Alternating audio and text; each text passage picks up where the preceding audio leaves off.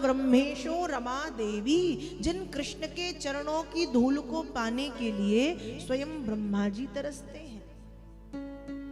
ब्रह्मा जी कौन? ब्रह्मा जी विधाता। इन 5 बातों को तय करते हैं। आयु कर्म च वित्तम च विद्या निधनमेव च पंचैतान्यपि सृज्यन्ते गर्भस्तस्यैव देहिनां, जन्म विवाह मरणतः होई, जहाँ जस लिखा सो तस विधि होई। ये 5 बातें जो तय करते हैं। आयु मतलब उम्र कितनी होगी, कर्म क्या करोगे, धन कितना रहेगा, ज्ञान कितना रहेगा, मृत्यु कब होगी, ये 5 बातें। जन्म विवाह मरण, आपका जन्म, आपकी मृत्यु, आपका विवाह कब, कहाँ, किसके साथ, किन परिस्थितियों में होना है, ये सब तय करने वाले हम नहीं हैं, ब्रह्मा है। हमारे माँ के गर्भ में आते ही ये सारी बातें तय हो जाती हैं। इनमें कोई हस्तक्षेप नहीं कर सकता कि हमारे साथ क्या होना है, कैसे होना है, कब होना है, कहाँ होना है, किन परिस्थितियों में होना है। ये तय करने वाले कौन? ब्रह्मा जी। वे ब्रह्मा भी उन आनंद कंद कृष्ण चंद्र के चरण कमलों की धूल को पाने के लिए तरसते हैं। स्वयं महेशो, महेश कहते हैं भगवान शंकर को, ब्रह्मेशो ब्रह्मधन महेशो, भगवान शंकर। कौन? कैलाशपति महादेव, देवादिदेव स्वयं ठाकुर जी के चरण कमलों की धूल को पाने के लिए लालायित रहते हैं। रमा देवी कहते लक्ष्मी जी को, जो लक्ष्मी निरंतर नारायण के चरणों की सेवा करती रहती हैं, वे नारायण के चरणों की सेवा करने वाली लक्ष्मी भी नारायण के चरण कमलों की धूल को पाने के लिए लालायित रहती हैं। गोपियां कह रही हम धन्य हैं जो ऐसी सरलता से गोविंदांग रेब्ज रेणवा, गोविंद के चरण कमलों की रेणु हमको मिल गई। अब मन में आया कि धूल मिली है तो गोविंद भी मिलेंगे। आगे बढ़ी, उन्हीं चरण चिन्हों का पीछा करते करते जब आगे बढ़ी तो उसी धूल में भगवान के जो पैर हैं वो गहरे गहरे दिखाई पड़ रहे, धसे। जब हम अपने कंधे पर किसी बोझ को रखते हैं तो नीचे पृथ्वी पर हमारे पैर गहरे हो जाते हैं। तो गोपियां समझ गई यहां से कृष्ण और अपनी आराधिका किशोरी जी को लेकर के भागे।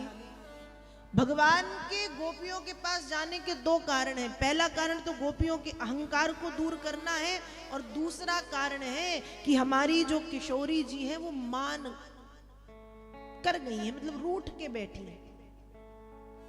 और रास तो सब तभी संभव है ना जब रास में लाडली जी हो। अब रास में राधा रानी नहीं तो वो रास भी निरर्थक है। अब भगवान ने कहा किशोरी जी चली गई, मनाना तो पड़ेगा। और किशोरी जी रूठ के यूं बैठी कि तुम बहुत दुष्ट हो। कहते प्रेम गली अति साकरी जामे दो न समाई। जो प्रेम का रास्ता है ना, ये जो प्रेम की गली है ये ऐसी है कि इसमें एक साथ 2 लोग नहीं आ सकते।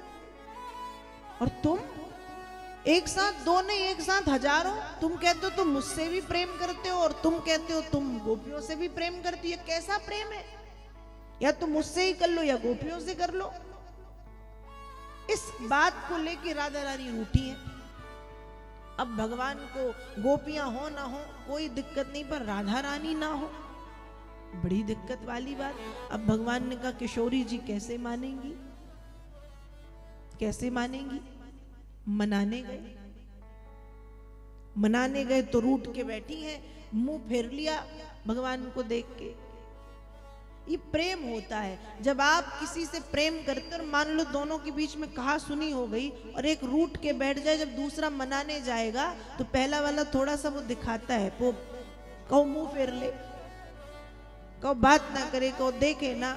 और वैसे ही राधा रानी की स्थिति, मनाने आए, इंतजार तो कर ही रही थी कि मनाने कब आएगा, लेकिन जब मनाने आए तो और रूठ के बैठ गए और मुंह फेर लिया कि देख नहीं, मैं जानती नहीं तुम हो कौन। ये प्रेमियों का एक लक्षण है। तो राधा रानी और बिल्कुल मान के बैठी, उस तरफ चेहरा कर लिया। भगवान उस तरफ जाएं तो इस तरफ करें, उस तरफ जाएं तो इस तरफ करें। भगवान ने कहा ये मानेगी कैसे? भगवान ने पैर पकड़ लिए और सोच रहे यहाँ कोई नहीं देख रहा कि मैंने राधा के पैर पकड़े। लेकिन जहां कोई नहीं देखता वहां किसी भक्त किसी संत की दृष्टि पड़ जाती है।